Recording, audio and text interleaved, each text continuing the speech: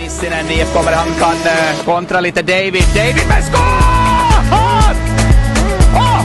Cody David fortsätter!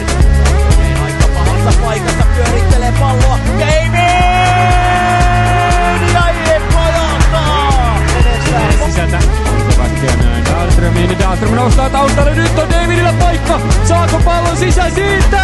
Ja saa! Cody David. Maalin tekijänä. Kauden 6. osuma ja hänellekin 3. peräkkäin. Lägger nettet! Nettet! Cody David! Och lyssna! Det är knäpptyst! Cody David! Gör nettet för IFK! Han är jätte... Ja Dahlström. David mukaan hyökkäyksen.